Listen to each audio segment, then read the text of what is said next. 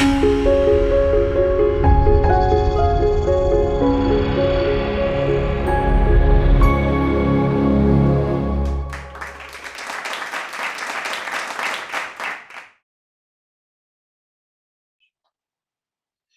let me point out its contrast with the Tantric tradition or the Agam tradition. Now, in the Tantric tradition, more specifically, I will be talking in terms of Kashmir Shaivism. There is no conflict between pravritti and this is very significant. There is no conflict between pravritti and nivritti. There is no conflict between material life and spiritual life. How do they work it out?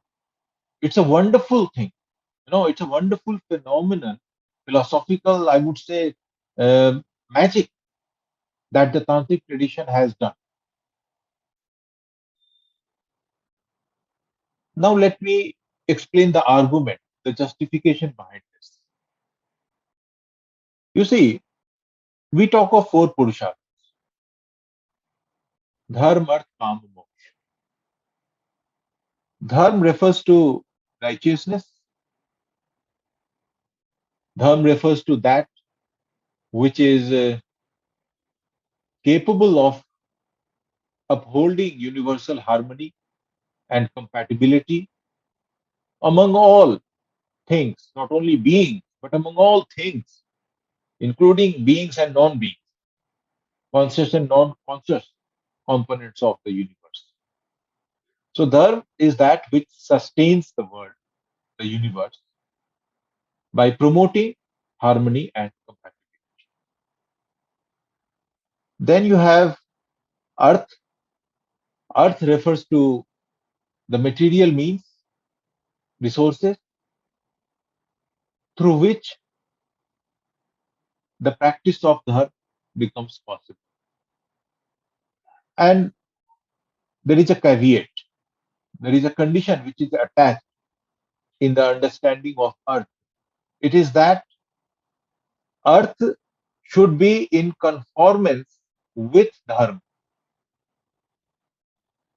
So it is not that you should earn or you can earn your material resources, your earth by any means. That is not permitted. Because if you do that, it may go against Dharma.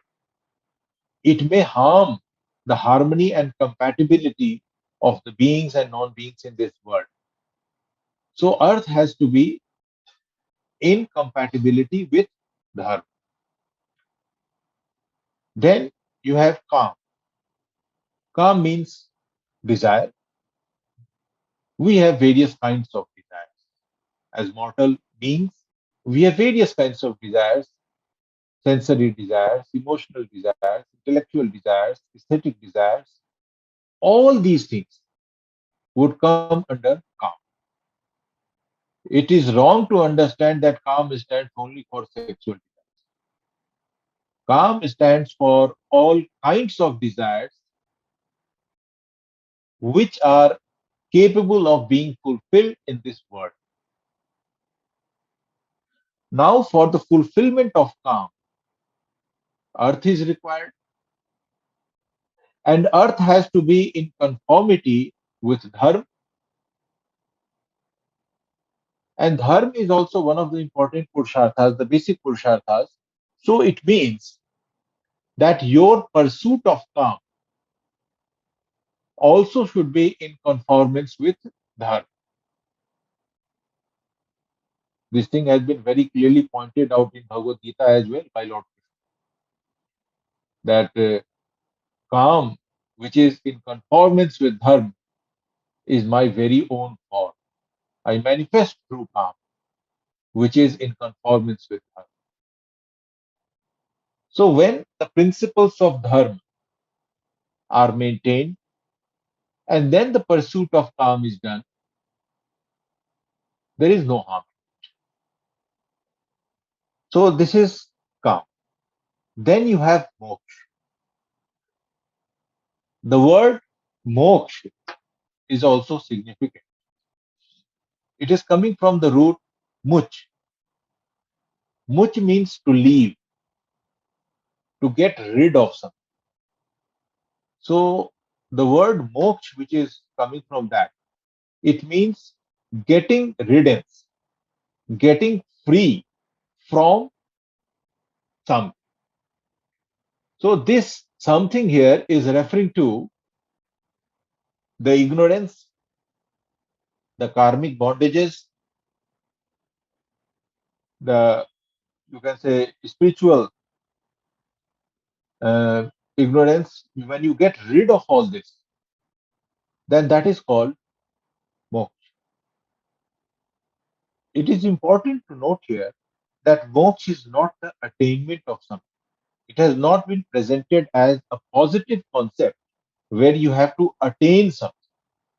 It has been presented as a negative concept in terms of riddance, in terms of getting free of something, in terms of getting rid of something. So what is going to happen after the riddance, that is itself representing moksha. So nothing new is to be attained. Okay. So in a way, it is indicating that moksha is there as a purusharth, because after going through all worldly experiences and enjoyments while maintaining dharma, ultimately you should get rid of worldliness. Ultimately, you should get rid of your worldly restriction, your phenomenal restrictions in terms of space, time, causality, language, logic, etc. So when you get rid of all that through the process of spiritual practices, then that is moksha. Moksha comes about. Now, in the Nigam tradition, there was a slight segregation between three dharmas, earlier three dharmas, and the last dharma of last purusharth of moksha. So pravritti was recommended for dharma, artha, and kam, and nivritti was recommended for moksha. But in the agamic tradition, they have all been synthesized. No conflict is presented between the different purusharthas and between the path of Shrey and Prey and between the ways of pravritti and Vritti. I said it is a philosophical magic how they have done it. And there is a sound metaphysical argument behind it. I'll point it out. Now, if you see at Dharm, Arth, Kam, what do you find?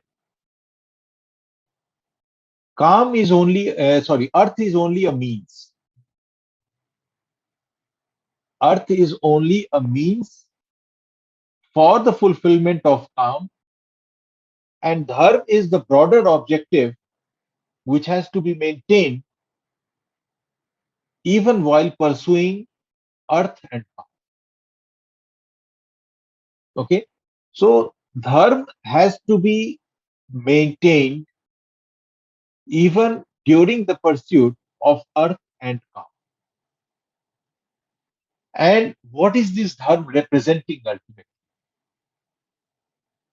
This Dharm is representing the state of universal harmony and compatibility. What do we mean by harmony and compatibility of all entities, all phenomenal entities? Basically, it represents a state of peace, a state of peace and bliss, in which there is no pain, in which there is no conflict, in which there is no disturbance. So it's a state, a placid state of bliss. This is what has to be maintained and achieved even while pursuing earth and. Now, if you think of moksha, then moksha is getting rid of your phenomenal restriction. When you get rid of your phenomenal restrictions, the peace and harmony and the bliss that is associated by the achievement of dharma, that is automatically realized in an infinite measure.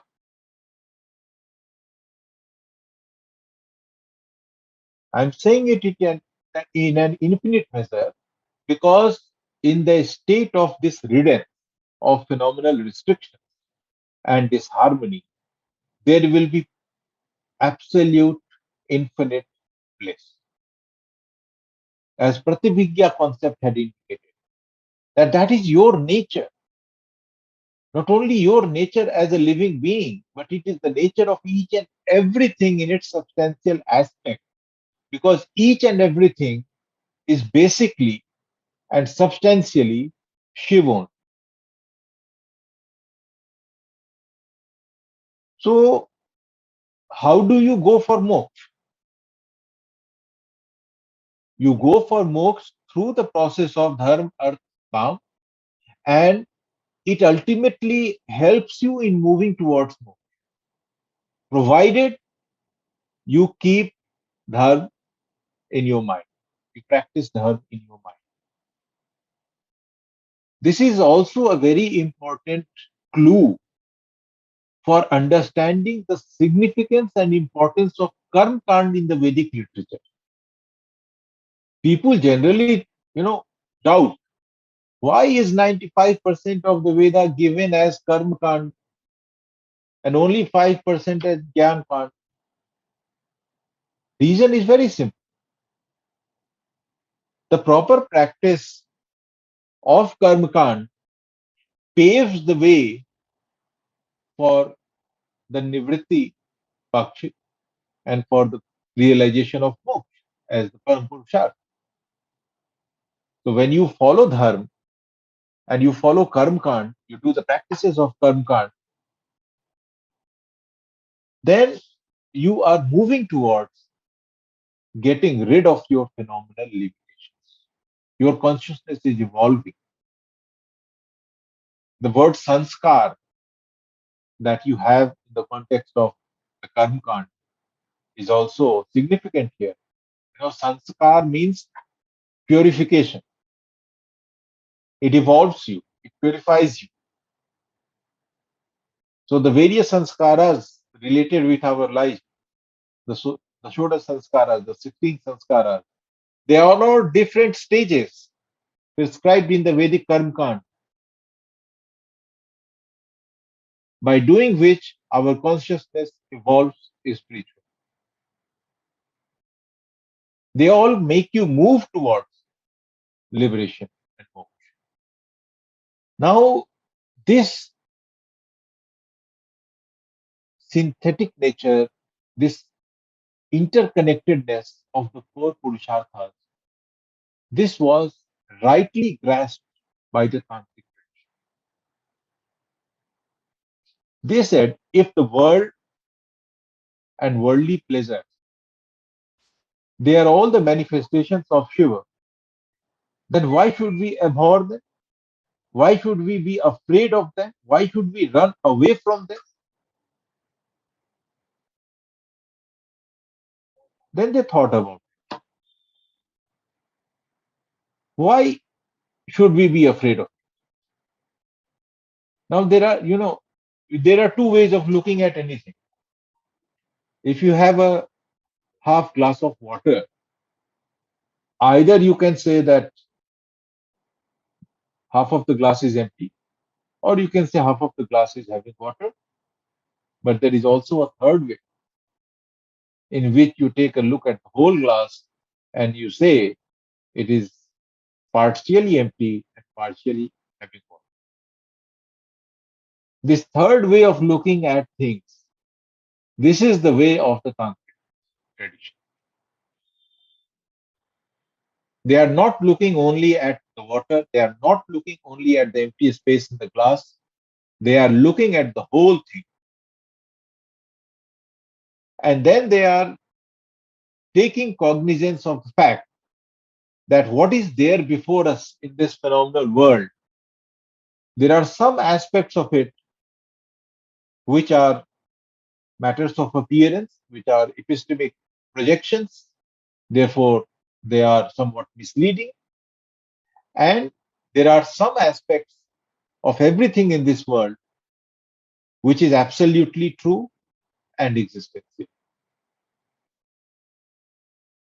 So, if you take a holistic picture of the phenomenal world, then Tantric tradition would say there is nothing to be afraid about. You should only have the proper discrimination. You should only have the proper wisdom. You should not be misled by only half of the picture. So, whatever is there in the world, at the bottom of it, in its substantial nature, it is all one reality. There are no distinctions, there are no divisions at that level. And that reality is Shiv. Therefore, also, one of the names for the Kashmir Shaiva tradition is Shivadvayavad. Shiv Advaya, non-dual, the non-dual Shiva tradition. So Shivadvayavad is again one different name for Kashmir Shiva. So while looking at the world, while interacting with the world, one should be always intensely aware of the metaphysical fact that everything in its underlying substantial nature is one with Shiva, and there are no divisions whatsoever. So to think that I am one thing and you are another being and this is another thing, this is all a misleading approach to the world. Secondly, Tantric tradition emphasizes on the fact that whatever is manifested in this world, even in the form of individual things, like one person, another person, one thing, another thing, they are all occurring, they are all happening within that universal reality. It is not outside it.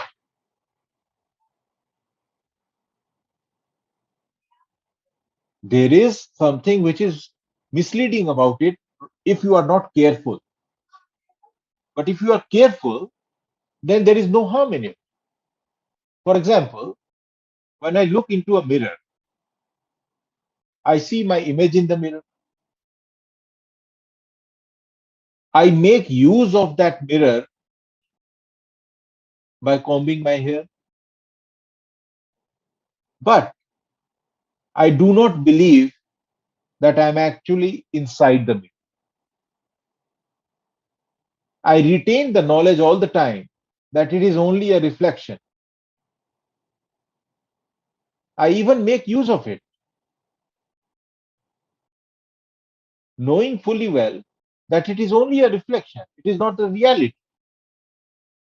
But I know that this mirror has the capacity to reflect myself. Therefore, I am making use of it. And while making use of it, no harm is done to me. In fact, I am benefited. Similarly, in the Tantric tradition, one has to maintain the constant awareness of the universal identity of everything in the metaphysical sense. And also that all these individual phenomena in this world, they are like reflections in the consciousness, in that universal consciousness, ideations in that universal consciousness, which are having specific names, forms, etc., situated in space time. And we can make use of them, just like we can make use of reflections and be benefited by them. We can make use of these reflections in various ways in this world,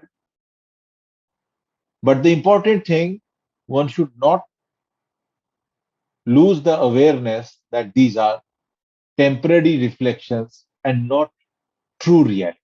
Just like we are always aware that the image in the mirror is not as real as me.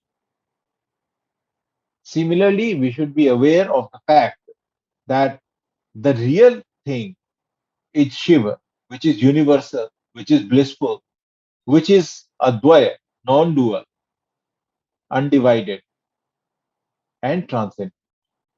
But the phenomena manifested by the Shakti of Shiva, they appear to be in their individual forms, but these individual forms are appearances. They are not representing the nature of reality.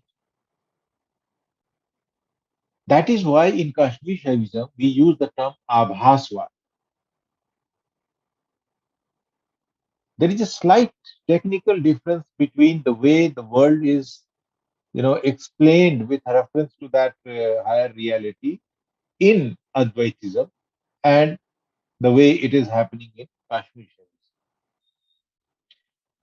In Advaitism, non-dualism of Shankar and the following tradition, they talk in terms of adhyas, which is generally translated as superimposition. Now, adhyas and superimposition, what do they logically imply? They imply a few things. Number one, that there is something, and then something else is superimposed on that. So you have suppose X, but on X, the nature of Y is superimposed, and because of that, you think that it is Y. So you are not aware of the nature of X as X, you become aware of the nature of that X as Y. So this is the process of adhyas and vivat. But what are the logical implications of this? They are very serious. The first implication is that there must be X and Y. There must be two things, two entities. Only then you can have the imposition of one on the other. The moment you say that there are two things, for the possibility of adhyas or superimposition, you are contradicting yourself, you are contradicting your non-duality and Advaita.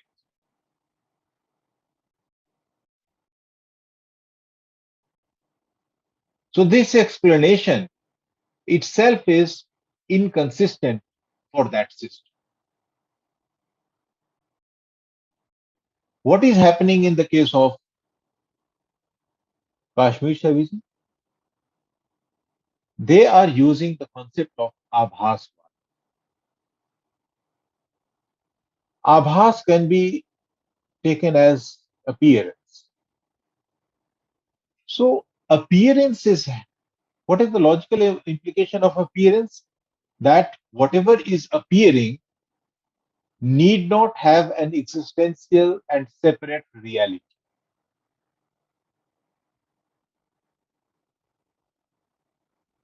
The reality may be in its own place, and there may be a process. There should be a process through which that reality is capable of manifesting an appearance. And if this much is there, if this much is possible, then the appearance becomes possible. So there is no need for two things, two entities. Only one entity having the nature and the capacity of projecting itself in some manner or the other. That itself is sufficient for the possibility of abhas or appearance. And this is what Kashmir Shaivism is highlighting when it says that Shiva, through Shakti, projects the world. Now, again, these words projection, the way we understand them in the ordinary world, we have to use these terms very carefully and understand that we are not using them in their ordinary senses. Because when we say that it is projecting, we are not trying to say that there is something else on which it is projecting.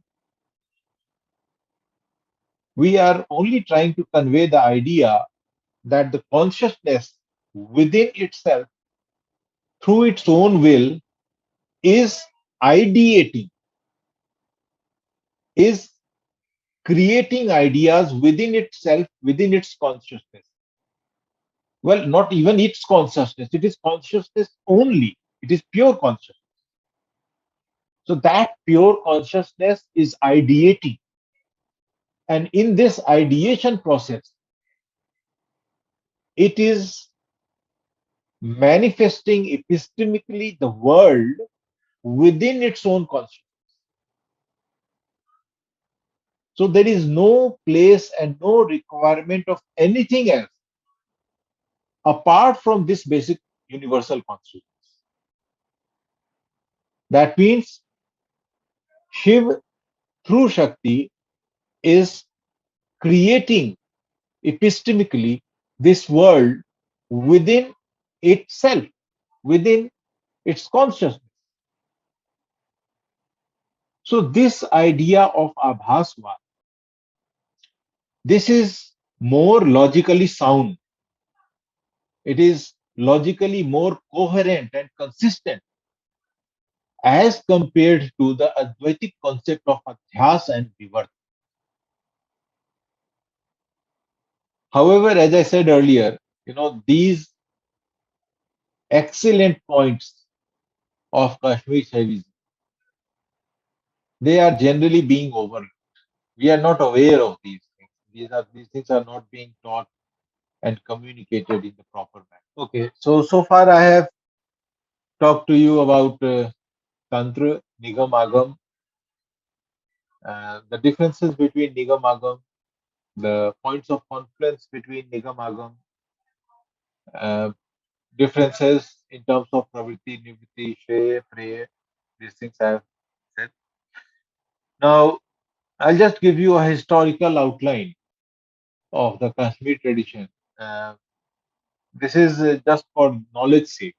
There is not much to be explained in that, but just a little I would like to point out. You see, first of all, there are three kinds of traditions in Tantra. You have the non-dualistic tradition, you have the dualistic non-dualistic tradition, and you have the dualistic. So traditionally speaking, there are 64 Agam texts, traditional Agam texts, which are not attributed to individual authors. 64 of them are associated with the non-dualistic philosophy. 18 of them are associated with the dualistic non-dualistic philosophy, and 10 of them are associated with the dualistic philosophy. So, from this, one thing is clear that if you take into account the entire tantric tradition, then you will find that a very great portion of that has been written on the non dualistic faith. So, that is constituting the majority of the agamic traditions. Some of the important agamic texts, tantric texts, on which Kashmir Shaivism is based, as referred to by Abhinav Gupta, the great scholar, the greatest scholar of Kashmir Shaivism. So some of those Agam texts are the Malini Vijayottar Tantra. Then you have the Rudrayamal, Vigyan Bhairav, Kularnav, Paratrinshika, Netra, Mrigendra. So these are some of the traditional agamic texts to which Abhinavgupta refers again and again in his works. And in fact, in many places, he has gone to the extent of saying that whatever has been presented in the Trik Darshan is already there in the Malini video. So he is nowhere claiming that he is presenting a new philosophy or a new tradition.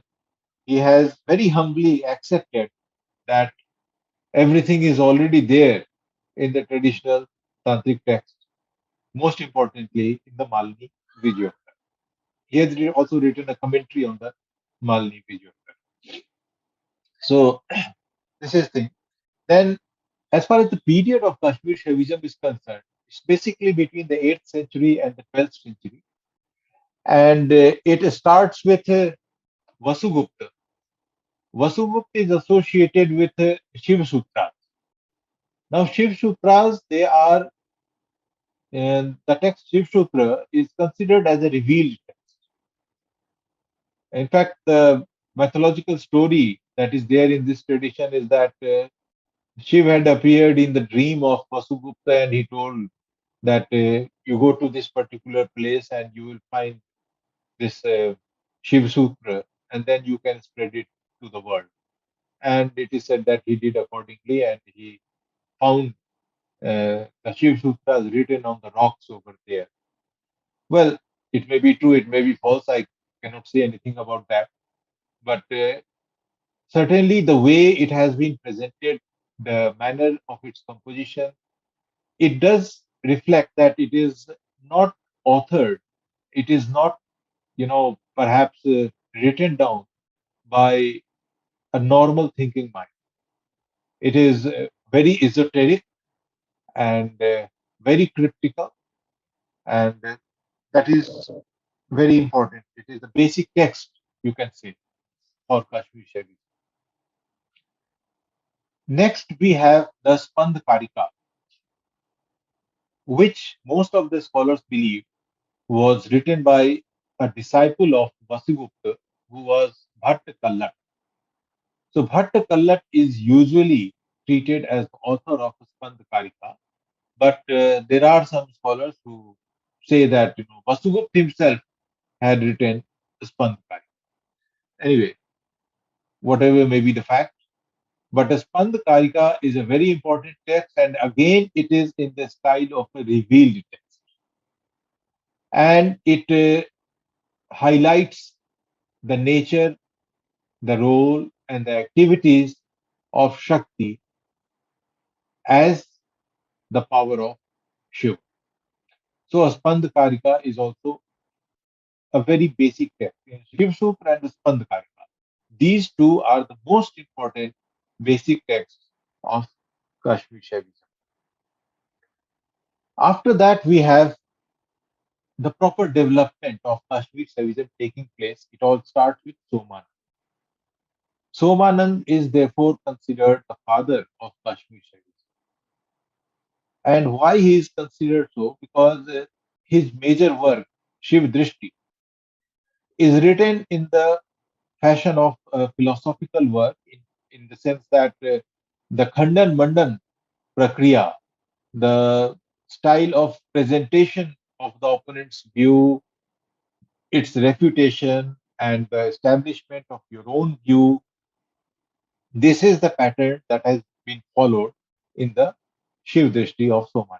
So Somanand is, we can say that perhaps he presented the first philosophical exposition of Kashmir Shaivism, and therefore he is rightly called the father of Kashmir Shaivism. Then his disciple Utpal Dev, he wrote a very important work on Kashmir Shaivism, which was basically to easily explain the work of his guru, and that work was Shiv Drishti. So, in order to facilitate the understanding of Shiv Drishti, his disciple Utpal Dev wrote the work Ishwar Pratibhigya Karika. So, Ishwar Pratibhigya Karika is again in the form of sutras and shlokas, and This is the most important work of Somanand. Utpal. Utpal Dev's disciple was Lakshman Gupta, and Lakshman Gupta's disciple was Abhinav. So Abhinav Gupta was the, you can say, grand disciple of Utpal Dev, and he is also considered, the greatest scholar and also Siddh Purush in the Kashmir tradition. He has many works to his credit. Some works are original, some works are commentary works, and he has written in a voluminous manner. The greatest work that he has done is Tantra Lok. So Tantra Lok covers almost all aspects of Kashmir Shaivism, and that too in a detailed manner. And it covers both the right hand tradition and the left hand tradition, the Dakshin Marg and the Vam Marg of Tantric traditions. Then after that, he also wrote Tantra Sar, Paramarth Sar, Malini Vijay Vartik, which is a commentary on the Malini Vijayottar Tantra, Tantravat Dhanika, which is a very compact presentation of the Tantra Lok. Then he has authored Dhvanya Lok Lochan. Dhvanya Lok Lochan is a commentary on Dhvanya Lok of Anand Vardhan. Then he has authored Abhinav Bharati, which is his commentary on Bharat Muni's Natya Shastra.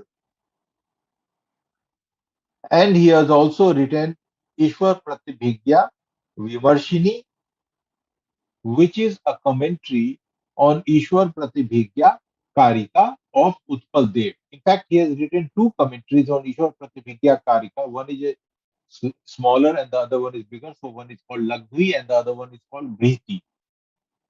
The Lagvi one is also known as Ishwar Pratibhigya Vimarshini, and the Brihti one is known as Ishwar Pratibhigya Vivniti Vimarshini.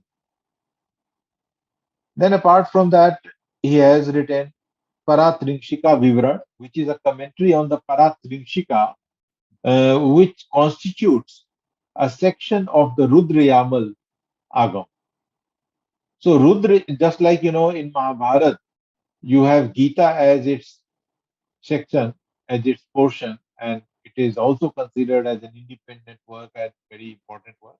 So similarly, in the Rudra Yamal, you have Paratrinshika as one of its section, and it is very significant, and it is also referred to as an independent work. And on that, Abhinav Gupta has written his commentary as Paratrikshika Vivaran. He has also written a commentary on Bhagavad Gita as Bhagavad Gitartha Sangraha.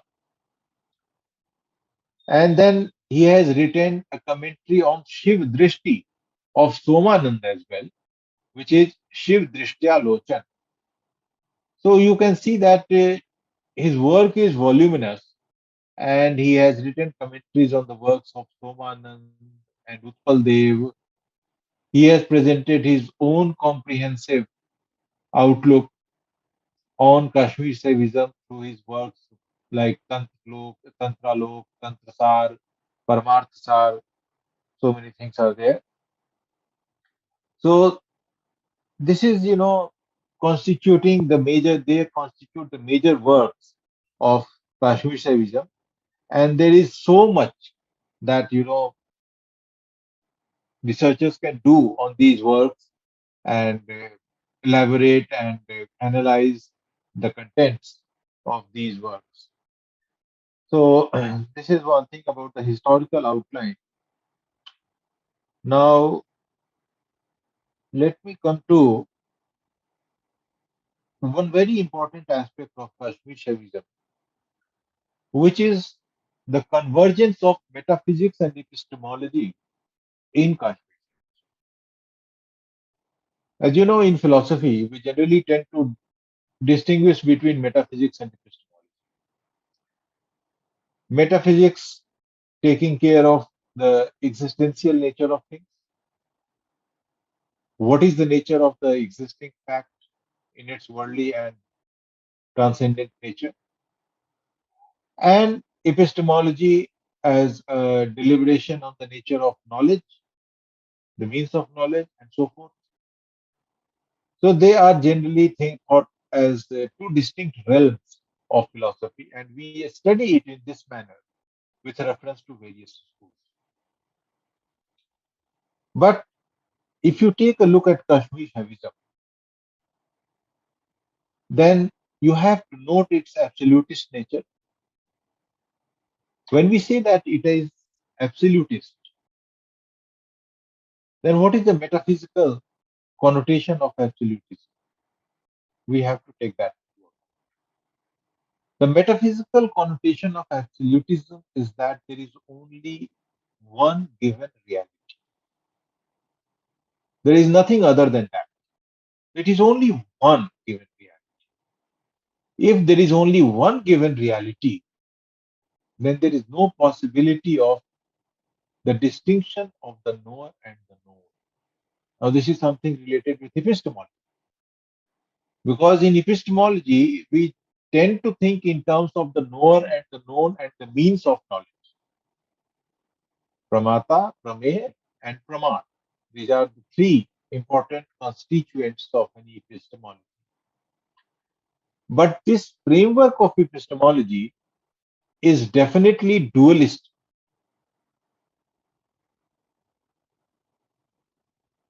But dualism is not permissible in Kashmir Shaivism. Its metaphysics is absolutist. So if it is absolutist, what kind of epistemology do they have? The question arises. Before I answer this, I would like to say something about the concept of Satchitananda, because it is very intimately related with this metaphysics and epistemology. The concept of Satchitananda has been accepted there, enunciated there in the Upanishads as well, as the Swarup Lakshan of Brahman, as the essential characteristics of Brahman. So Brahman can never be dissociated from these characteristics of Satchitananda, which is translated usually as existence, consciousness, and bliss. But we should not think that the Satchitananda which is mentioned in the Upanishads is a positive description of the nature of Brahman. And this is a very common mistake that people tend to commit. When we are using the term Satchit and Anand with reference to Brahman, then the other statements regarding Brahman that we come across in the Upanishads, they clearly point out that Brahman is transcendent in nature, that Brahman is infinite in nature. So if Brahman is infinite in nature, if Brahman is transcendent in nature, its essential characteristics also have to be so necessarily. So we cannot compare the existence of Brahman with the existential nature of any phenomena, because any phenomena is not having a transcendent and infinite aspect. So we should be careful about using these terms. Although it appears as a positive description, many times people say Neti Neti is a negative description of Brahman and Satchitananda is a positive description of Brahman. It is not so. Because when you talk of Sat aspect of Brahman, you are talking of the existential aspect of Brahman, which is infinite, unconditional, transcendent. And that aspect of Brahman is incomparable with any existential aspect of any phenomenon. So Sat is there used in a very different sense. The same applies for Chit and Anand. So when you talk of Chit as consciousness, then the Chit of Brahman is unconditioned, transcendent, infinite. You do not find any example of such chit, that kind of consciousness in any phenomenon or in any phenomenal being? So it would be a category mistake to understand or compare the consciousness, the chit of Brahman, with the chit which is manifested at the worldly plane. Similarly, when we talk of Anand or bliss, then the Anand or bliss of Brahman is transcendent, unconditional, infinite. We do not have any example, any illustration of that kind of Anand at this phenomenal plane. No aesthetic experience can give us that kind of Anand. So we should not try to understand the Sat Chit Anand, the nature of Brahman, in terms of its phenomenal corresponding natures. That would be a gross category mistake. It cannot be done. Okay. Then the question arises, if it is not so, then what can it be? Because as I pointed out to you, Chit or consciousness is usually understood in a dualistic framework. Chit is the capacity to know. Consciousness, Chit as consciousness is the capacity to know. And the moment we say that it is the capacity to know, the concept of the knower and the known, the subject and the object, the Vishaya and the Vishi comes up. But dualistic framework is not permitted in Kashmir Shaivism. It is an absolutist framework, Nirpekshwadi. So that kind of chit is not there. But chit is there. Satchit Anand is accepted and enunciated in Kashmir Shaivism. The problem becomes all the more severe when you think of Anand. Anand, bliss of what? We are aware of bliss arising out of something, out of our circumstances, out of some phenomena. But here they are talking of bliss as the essential nature of Shiva, as the very meaning, etymological meaning of Shiva in a transcendent aspect, in a divine transcendent aspect. So, what kind of bliss that can be? I do accept that, intellectual exercise is incapable of actually grasping the nature of Shiva. But by God's grace, whatever exercise we can do and whatever, however much we can do, let us try to do that and see whether we can have any grasp, any understanding of that transcendent nature. So when we talk of Shiva, first thing is that it is transcendent beyond space, time, causality, etc. Second, it is consciousness. It is Chit. So it is not a material thing. It is not a tangible thing. Its existence is not tangible and material. Its existence is in the form of Chit. It is in the form of consciousness. See, now the moment you say Chit is there, consciousness is there, Sat becomes automatically implicit because you are saying Chit is there. Existence is not the prerogative of only material things. Non-material entities, phenomena, capacities, energies, they can also exist. So consciousness of Shiva involves its Sat aspect. If you say consciousness is there, Chit is there, Sat is already involved in it. So there is no need to talk of Sat being there if you have talked of Chit. I hope this is clear. Now think of bliss. Now bliss or Anand is a cognitive experience. It is a cognitive experience. Inert things cannot have the experience of bliss. Only consciousness can experience bliss. Inert things, non-conscious things cannot experience bliss. No dukh, no sukh for inert things. So when you talk of bliss or anand, again, chit becomes implicit in that. There is no need to assert the existence of chit when you have asserted the existence of bliss.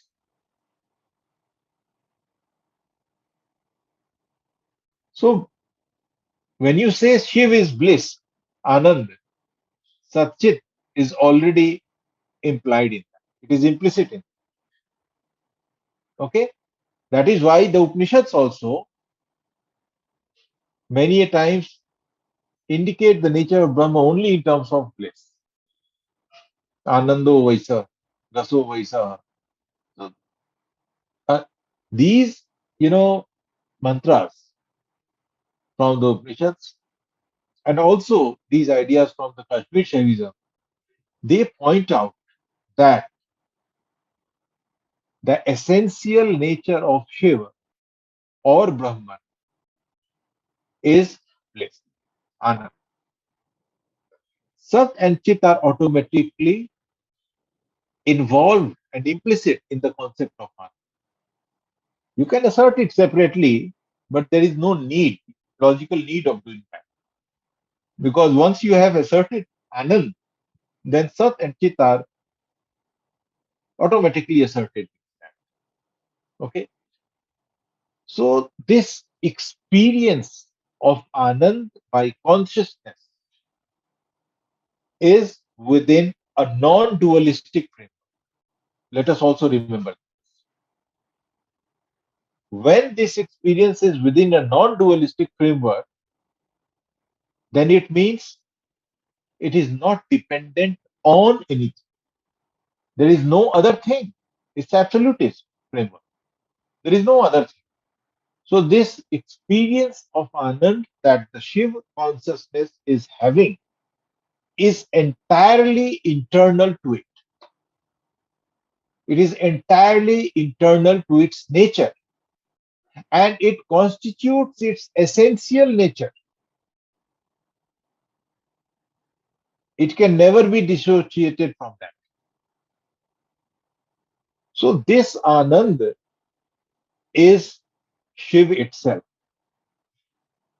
Of course, it is Sat, of course, it is consciousness, but most significantly, it is Anand.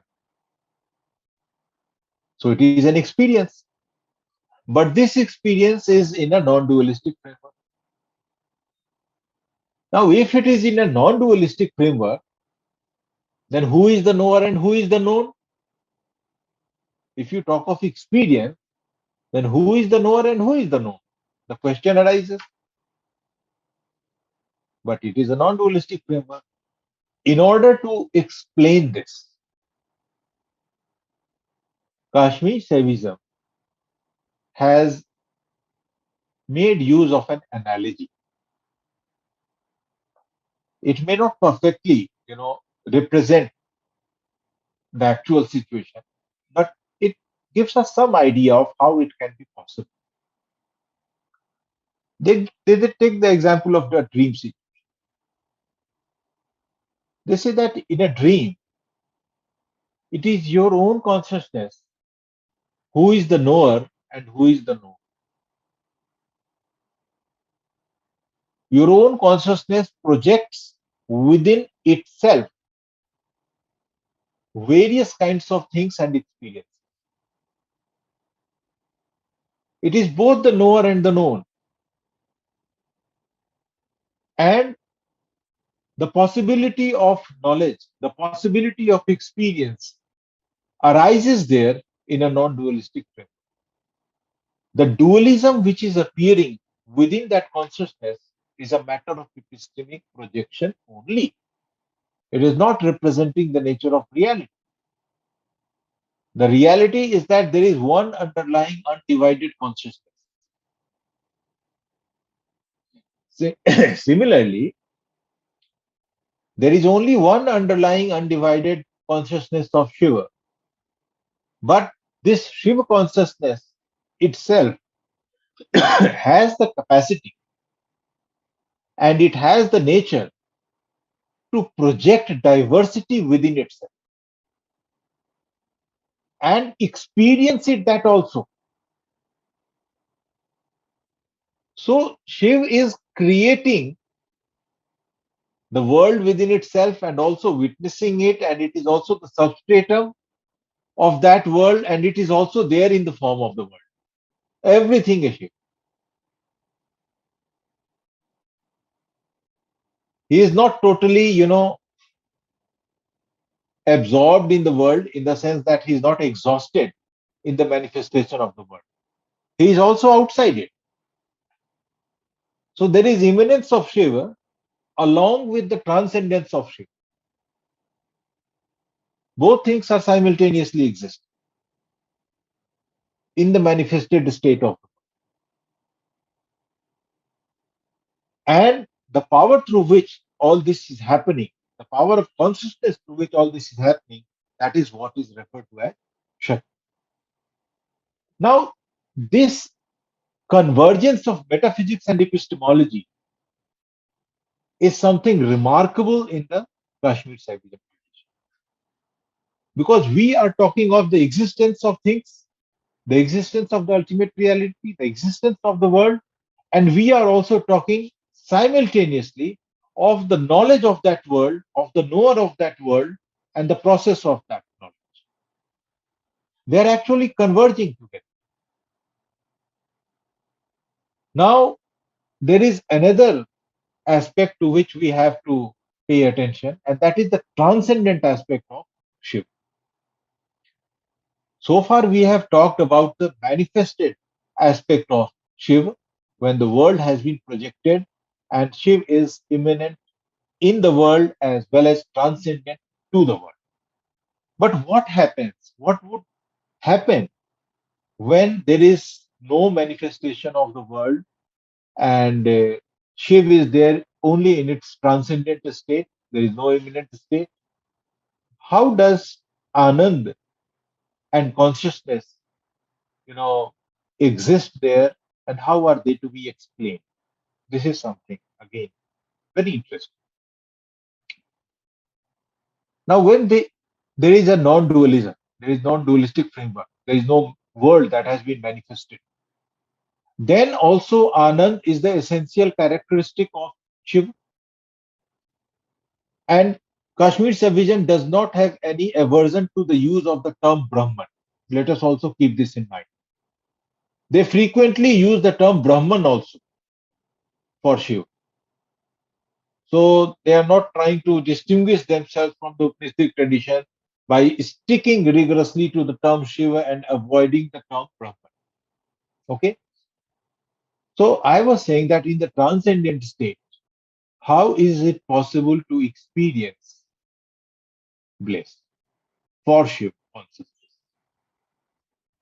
In order to explain this, Kashmir Saivism says that even though it is one reality,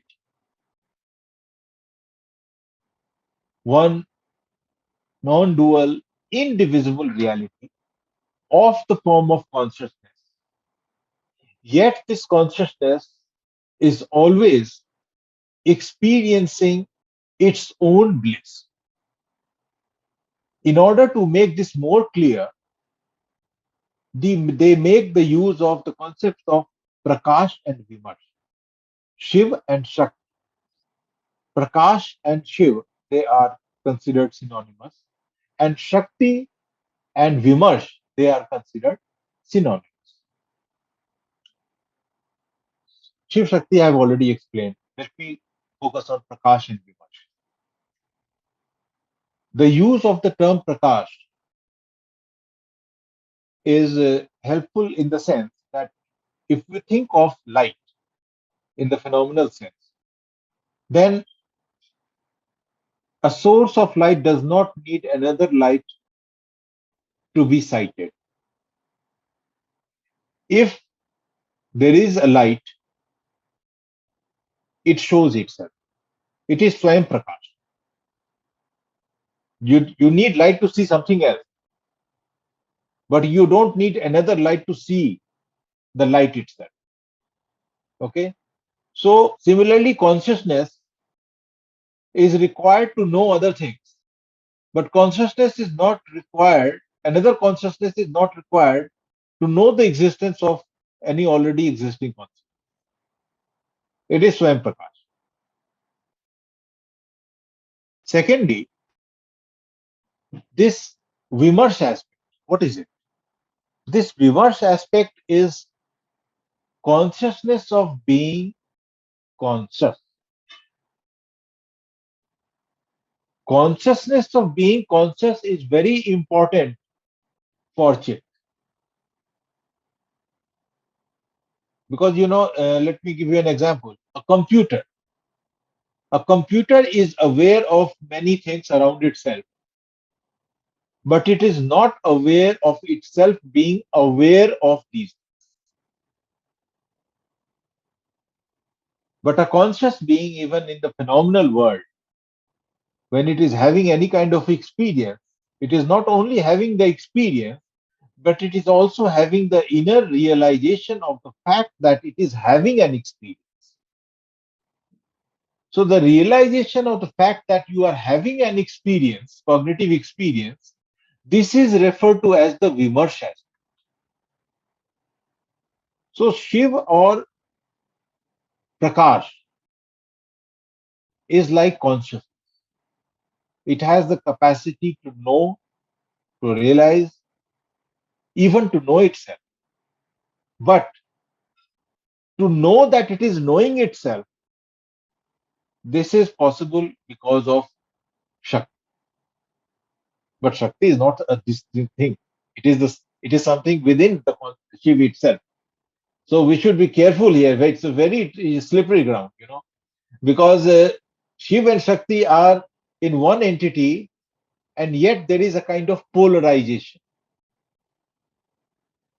For the possibility of inner experience, there is a kind of polarization taking place between Shiv and Shakti, or Prakash and Vimash. So this Prakash aspect is responsible for cognition, but the Vimash aspect is responsible for making the consciousness aware of the fact that it is cognizing. Okay. Now, what it is cognizing? It is cognizing a spontaneous inner bliss. This bliss is not comparable to any phenomenal bliss, because phenomenal bliss is due to other things, other circumstances. But here the bliss is because of the very nature of consciousness itself. So Prakash and Vimas, they become the two poles responsible for the experience of the inner bliss happening within Shiva consciousness. So this is how you have the possibility of Anand even in the transcendent state of Shiva. Even though it is a non-dualistic framework, but within that there is an internal polarization in terms of Shiva and Shakti, Prakash and Vimash. And the Anand is the very nature of that consciousness. But as you know, Anand is a cognitive experience. And cognitive experience requires that there should be an aspect of consciousness experiencing it. And there should be an aspect of experience making that consciousness aware of the fact that it is experience.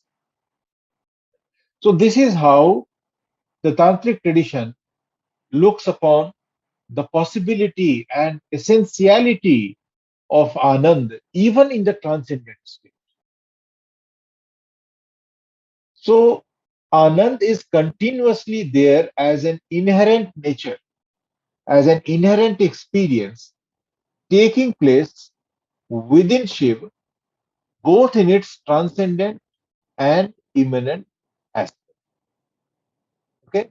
So this is something very remarkable. And here, what are we finding? We are finding that the metaphysics and the epistemology, they are two aspects of the same coin. What is existing? Shiv, along with its power Shakti. What is being experienced? Shiv is experiencing with the help of Shakti in the transcendence. And in the immanent state also, all manifestations of limited consciousness, they are the limited manifestations of Shiv. And whatever is being experienced in any manner, they are also manifestations of Shiv. So all these are appearances happening within the consciousness of Shiv. Okay. So this convergence of metaphysics and epistemology, this is something very remarkable and very unique in Indian tradition, and it is logically, appreciable. Okay, so this is another thing that I wanted to say. Can we continue, or I mean, Sir, I think it's we are. I think yes, you have already delivered more than 2 hours, sir. So yes, we I should, have delivered more than 2 hours, yes, but sir. should, I mean, it should stop depends of. somewhere at. But Other- there are. I'm telling you, there are many more things and very yes, interesting sir. things about Kashmir It's Shaivism. difficult to capture in one lecture. Yeah, yeah. So, I understand that maybe it is very difficult to grasp all these ideas in a single lecture. Well, Okay. let us have some questions if you. Yes, yes, of course, sir. Because in questions also you have to speak.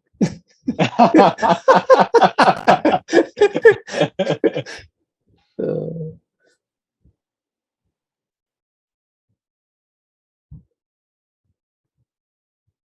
we will take only 1 or 2 questions, sir, and after that we'll wind up the session. So, may yeah. I Yes, sir, yes, sir, please, sir. ask a question? I'm happy that you have very clearly you have started from the very beginning and lots of things you discussed. And for anybody, it's not possible because you have studied it for years and years and years. And but at the same time, in 2 hours, you have managed to summarize this, and at least you have said lots of things, and these hearers, I think they should, if they want to know more, then they should study. So one thing, there are lots of other things. The one thing is that so far as suppose I am studying this Greek philosophy, but I'm already in the plurality of the world. This is given to me. And it's natural that I can't see any Brahman or any absolute reality and whatnot. I see the plurality. The one thing is that it is actually integrated. All this plurality is integrated. This is a very important experience which we have. Now, how to proceed? The one thing is how to proceed towards that principle which is absolute in nature, Shiv, for example. And then we have Greek philosophy. All these things are there. But anyway, you have discussed quite a lot. One thing is that at one place they have an analogy or a methodology, and that is that mirror, okay? Using the mirror experience, the mirror as a metaphor, for example. What is it for? Because after all, the external world is there. The phenomena are there. Where are they coming from? They are rooted in some reality. The phenomena is not that it's a separate one. It can be dismissed in any other way. That is the product of the supreme reality or absolute reality. But even then, if the explanation is not sufficient, at one place they are using the metaphor of mirror. What for? I hope you are aware of that. metaphor of mirror.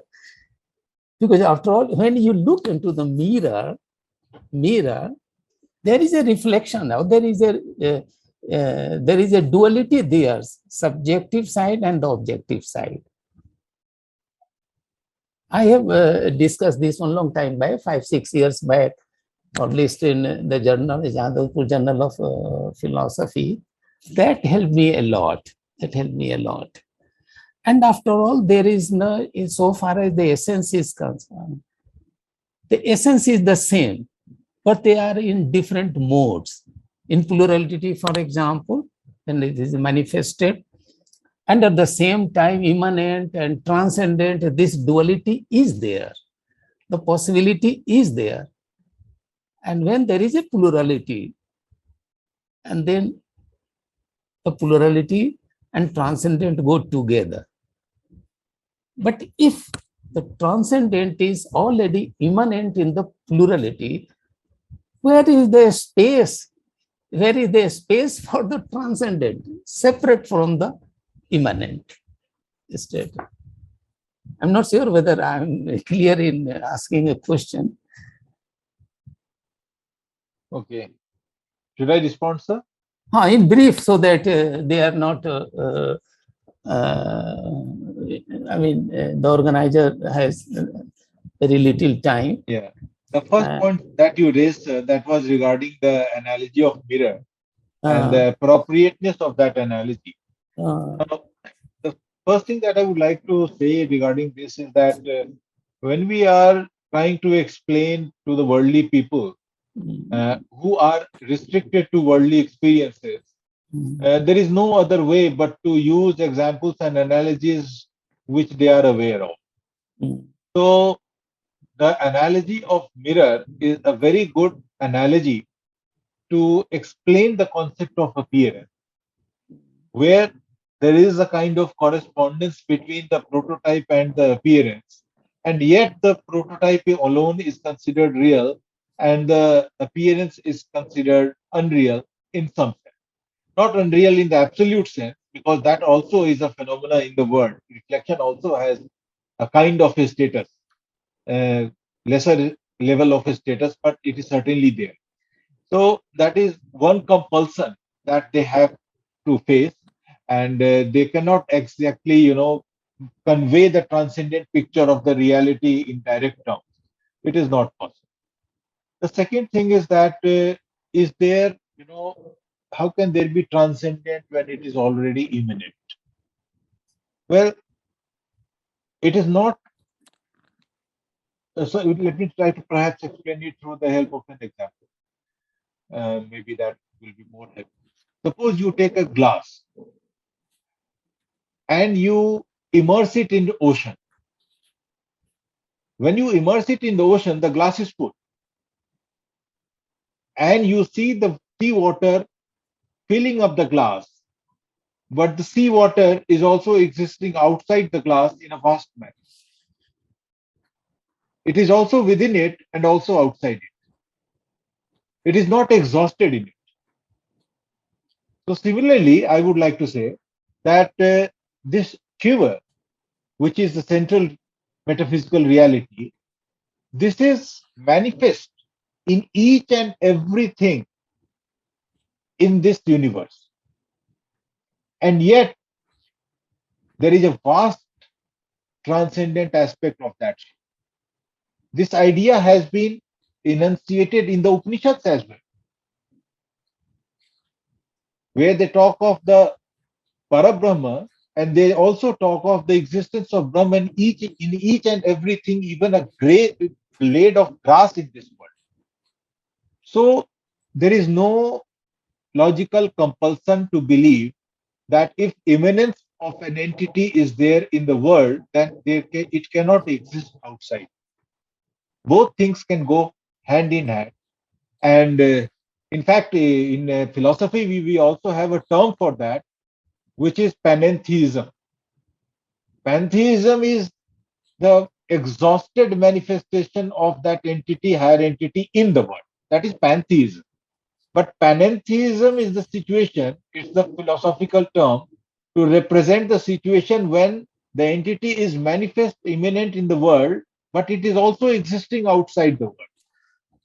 So panentheism is the appropriate philosophical term to represent the framework, metaphysical framework of Kashmir Shaivism. Another point you had raised, that how do we proceed towards the absolute? Well, first of all, it is my shortcoming, and because of the paucity of time, that I could not touch upon the spiritual disciplines which have been given in the Kashmir Shaif tradition. What are the sadhanas that they give for moving towards that realization of indivisible Shiva? So it is in terms of Anavopai, Shaktopai, and Shambhavopai. So they do talk of the use of three different levels of disciplines, spiritual disciplines, through which we can move towards the realization of ourselves as the indivisible Shiva spirit. So that idea is very much, elaborate, discussed in detail in the Kashmir Shaif tradition. And at this point, I would only like to say that they are starting with Anavopai, which is rooted in the dualistic framework of the world. So disciplines and rituals rooted in the dualistic framework of the world, they are being practiced in the Anavopai. Then in the Shaktopai, which is the next step of the spiritual sadhana, spiritual discipline, they are prescribing that one continuously try to visualize and believe that one's consciousness is identical with everything else, or it is present in everything else. So this is itself a kind of internal mental discipline. This is called Shaktopai. And the third level is Shambhavopai, the perfection of which represents Shiv consciousness. And in this Shambhavopai discipline, it is prescribed that you focus upon your own consciousness and visualize and experience the universe within your own consciousness. Mhm. There is a slight difference between Shaktopai and Shambhavopai. In Shaktopai, the starting point is the I outside think, world. Rajesh, I Yes. think you have very deep knowledge, no problem. But time factor is there. Let us have another question, but not Yes, for sir. reply. Not for reply. Otherwise, So unless you the so unless you are stopping me from speaking. no, he has restricted us that one or two questions. Okay. So if Okay. he allows, then for me there is no problem. One thing is that generally there is a confusion. Sir, we will again invite to. Pardon?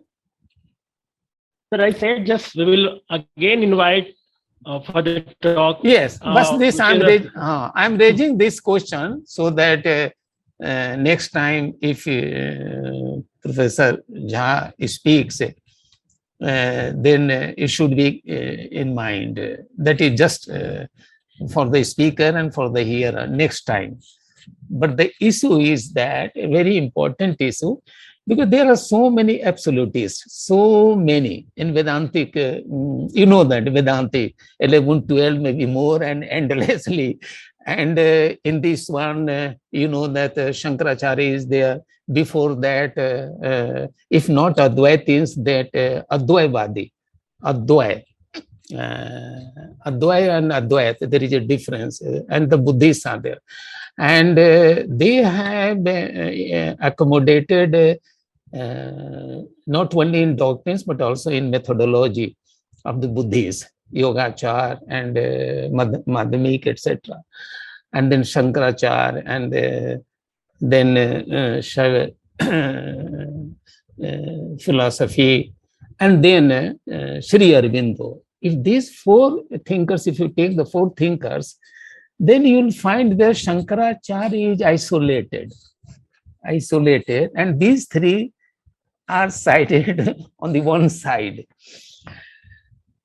And this thing is that the one very important thing is that that Shaiva philosophers are starting with the kind of belief or some kind of a priori presuppositions that the reality is dynamics very clearly they have, and they have in a better way, this is my opinion, in a better way he has explained absolutism better than Shankaracharya, etc. So this is all. So I just another thing which I have in mind, and I have worked on this one, but long time, but I don't remember that pratyabhigya can be used as the foundation of Shaiva Siddhanta as a methodology. So I stop here, and I'm very happy that you very intelligently and profoundly you discuss all these things. I was watching you. Because, but anyway, I'm not the expert of this area. Now you can take other questions if they allow. If Amit allows, may I say a few sentences? Sorry, sir, we can't allow. Okay, now. okay. Next time we'll invite. I'm really sorry for those who want to ask something. When we next time invite you, we'll take all the questions. Okay. And let me extend the thanks to you. I really thank you so much for such a to explain each and every term very well. So your lecture is really clear and crystal. Whatever you want to say, delivered. So it's a very limited space of question for now, but many things which are remained, which we not covered. So there is a question from that side.